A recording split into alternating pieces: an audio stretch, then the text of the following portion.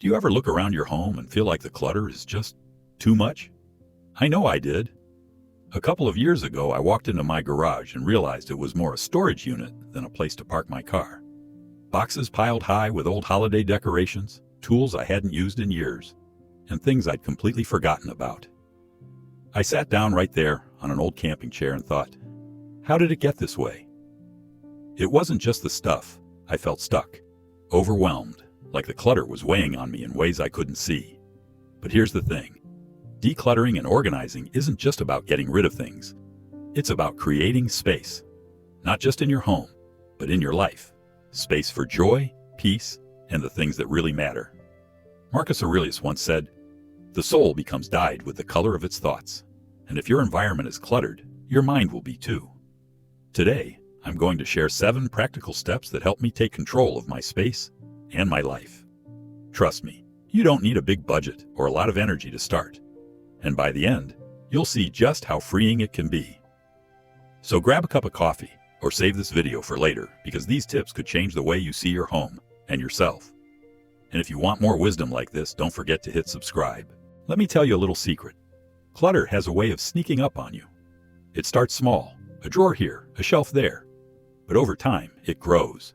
And suddenly, you're surrounded by things you don't use, don't need, and maybe don't even remember owning. I know, because I've been there. For years, I thought keeping everything meant holding on to memories or being prepared for anything.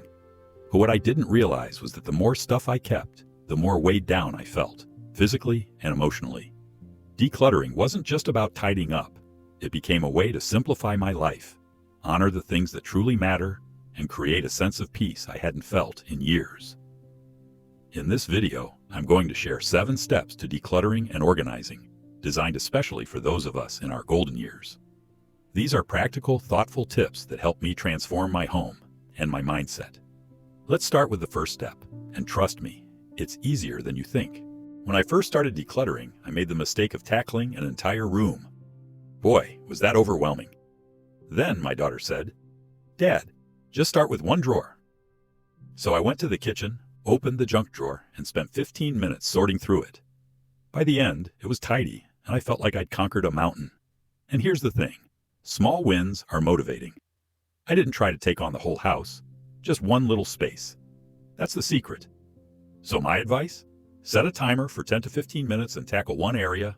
You'll feel so accomplished, you'll want to keep going. This was the hardest part for me.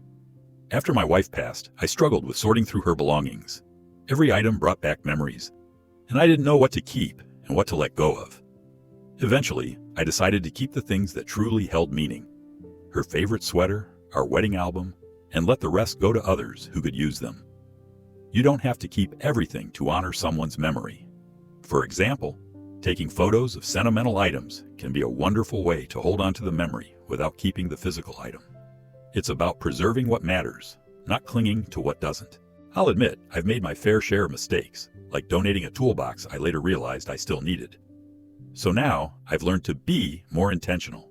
If I'm not sure about something, I put it in a maybe box and revisit it a month later.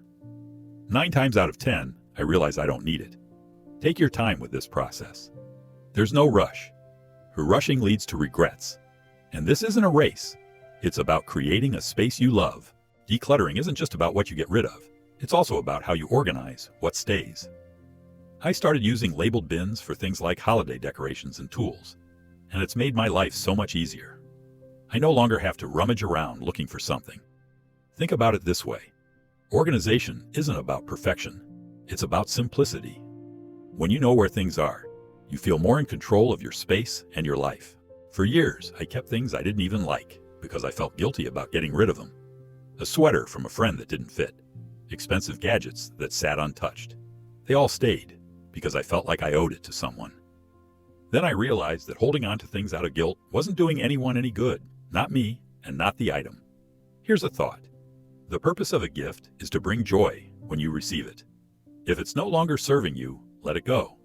Donate it so someone else can enjoy it and release yourself from the guilt. Here's a simple rule that changed everything for me. Every time I bring something new into my home, I let go of one old item. If I buy a new pair of shoes, I donate an old pair. It's amazing how quickly this prevents clutter from building up again. This rule keeps things manageable. It's not about depriving yourself, it's about maintaining balance. Ask yourself, do I really need this? If the answer is no, it's okay to leave it behind. When I started decluttering, I didn't realize how much it would change my day-to-day life. Suddenly, I had more space, physically and mentally. I wasn't digging through piles to find things anymore. Instead, I was spending more time enjoying the things I love, like reading or painting. The beauty of a simpler life is that it's not about what you lose, it's about what you gain: peace, clarity, and time for the things that truly matter. Decluttering and organizing isn't just about cleaning your home. It's about creating a life that feels lighter, more peaceful, and full of the things that truly matter.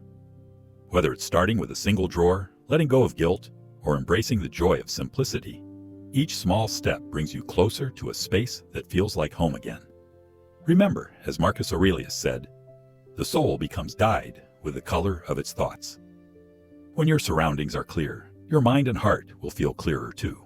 If these steps inspired you, I'd love your support. I'm working to gain another 1,000 subscribers, and every like, comment, and subscription helps me stay motivated to bring you more practical wisdom and life lessons. Hit the subscribe button, give this video a thumbs up, and let me know in the comments. What's the first area of your home you plan to declutter? Thank you for being here and sharing this journey with me. Together, we're building a life full of peace and purpose. See you in the next video.